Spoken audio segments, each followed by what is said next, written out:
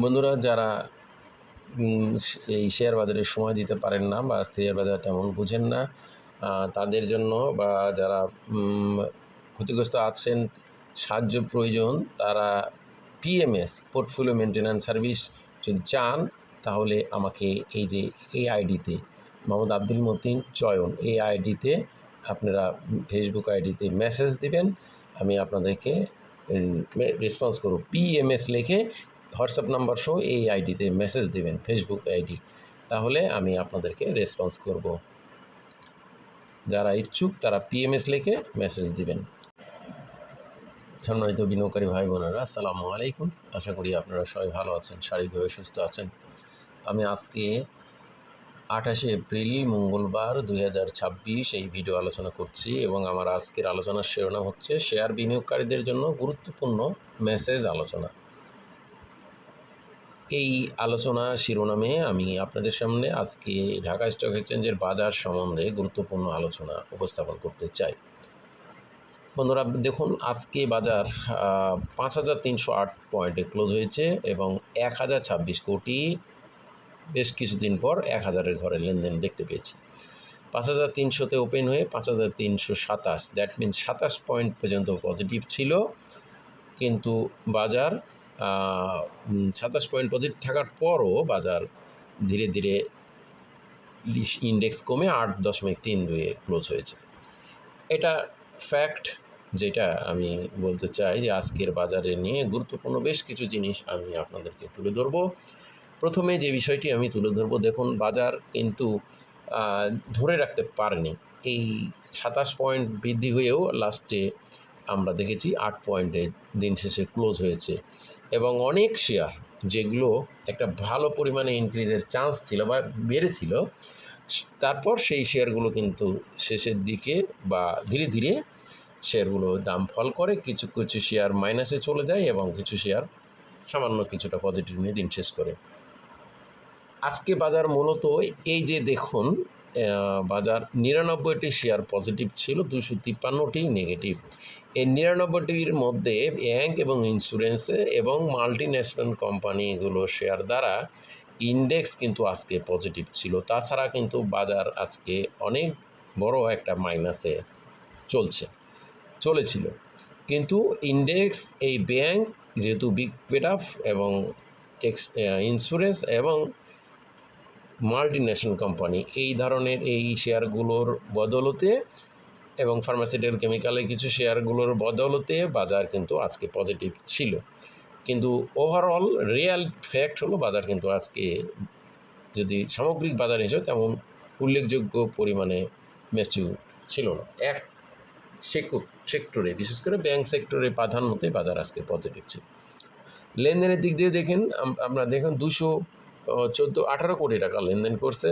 Insurance আমরা যদি দেখি, ইন্স্যুরেন্স এক ভালো পরিমাণ লেনদেন হয়েছে 198 কোটি, টেক্সটাইল 3 নম্বরে, ফার্মাসিউটিক্যাল।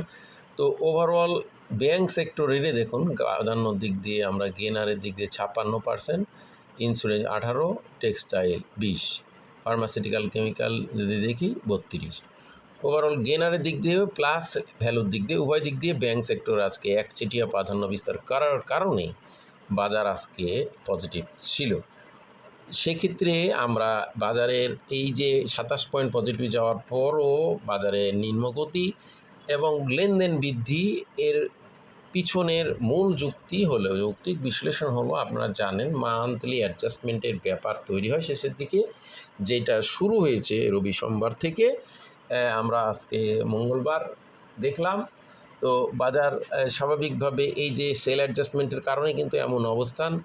এবং আরও একটি উল্লেখযোগ্য বিষয়, এই সেল অ্যাডজাস্টমেন্টের মধ্যেও অনেকে আছে যারা এই কম রেটে শেয়ার কেনার জন্য ওয়েটিংয়ে ছিলেন এবং তারা কিনছেন, যার প্রমাণ মান্থলি সেল অ্যাডজাস্টমেন্টে কিন্তু এই পরিমাণ লেনদেন মাসে হয় না।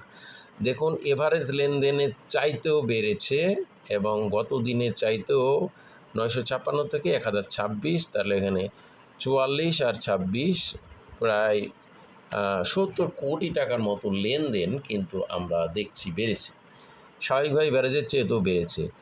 এটা বাজারের নিউট্রাল, আজকে দেখছি নিউট্রাল মুভমেন্ট প্লেস হয়েছে 57 প্যারামিটার, কারেন্ট সেন্টিমেন্ট প্যারামিটার।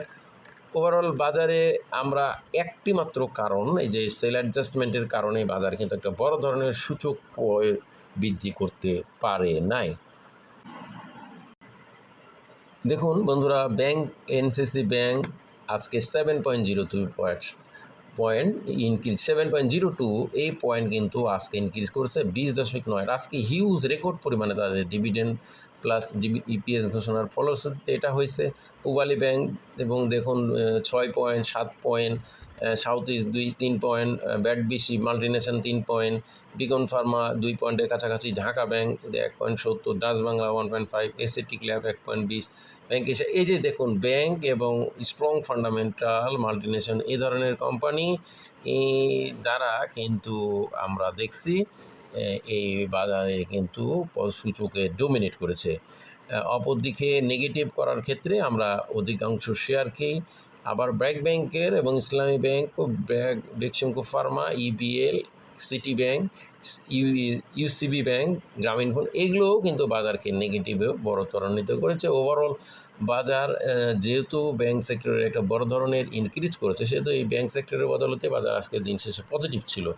এটার একটা সময় আমরা দেখছি ইন্স্যুরেন্স সকালবেলা অনেক ভালো অবস্থান গেছে, কিন্তু সেই ভালো অবস্থান ধরে রাখতে পারেনি যেহেতু মান্থলি সেল অ্যাডজাস্টমেন্ট।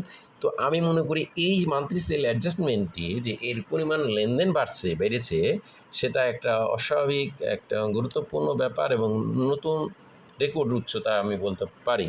কারণ আমরা যদি গত মাসের 29, 30, 31 এই মার্চ মাসটার লেনদেনটা দেখি, হ্যাঁ মার্চের শেষের দিকে অ্যাডজাস্টমেন্ট হয়, আমরা দেখছি সেই সময় লেনদেনের হার 600, 680, 644, 63, 85। দেখুন 24শে মার্চ 492, তারপর 600। তো এই যে লেনদেন দেখুন, এই সময়টার লেনদেন আর এই সময়ের লেনদেন দেখুন, এই যে সময়ের লেনদেন তাহলে 1000, 1300, 900 এবং 956, 1026 এই যে লেনদেন যে শেষের দিকে এসেও লেনদেন তার পূর্বের মাসের তুলনায় বেশি। এটার কারণ বাজারে একটা বড় ধরনের স্মার্ট মানি অ্যাডিং হচ্ছে বাজারে বন্ধুরা, এবং সেই স্মার্ট মানি ফান্ডের দ্বারাই কিন্তু বাজার মে মাসে বড় ধরনের একটা মুভমেন্ট আমরা দেখতে পাবো। যেহেতু আন্ডার প্রাইসে এই যে কারেকশন বা অ্যাডজাস্টমেন্টের কারণে যে তারা কম দামে শেয়ার পাচ্ছে বা কিনে নিচ্ছে বা হাতিয়ে নিচ্ছে একরকম কম দামের শেয়ারগুলো, এটা কিন্তু পরিষ্কার সিগন্যাল দিচ্ছে যে আগামীতে ফেব্রুয়ারি মাসের শুরুতে বাজার মিক্সড মার্কেট যাবে এবং এই যে বর্তমানে এই হাতিয়ে নেওয়া বা কিনে নেওয়া কম দামে এগুলোর এই শেয়ারগুলো এবং মোটামুটি স্মার্ট মানি ভালো আছে, এইসব ধরনের যেগুলো রিসেন্ট টাইমে ভালো এক পরিমাণ দাম ইনক্রিজ করছে, ওঠানামা করছে, এইসব শেয়ারগুলো দ্বারাই বাজার পুনরায় মে মাসে বড় ধরনের উত্থান যাবে এবং সেই ক্ষেত্রে বাজার একটা মিক্সড মার্কেট হিসেবে প্রতিষ্ঠিত লাভ করবে বলে আমি মনে করি। তো বন্ধুরা, আমার এই আলোচনা আমি আপনাদেরকে বলবো, আপনারা অবশ্যই প্যানিক হবেন না, কান দিন না এবং আতঙ্কিত হবেন না। বাজার ভালো আছে, ইনশাল্লাহ সামনে আরও ভালো হওয়ার সম্ভাবনা তৈরি হয়েছে। আজকে এই পর্যন্ত, সবাই ভালো থাকুন, সুস্থ থাকুন। আসসালামু আলাইকুম।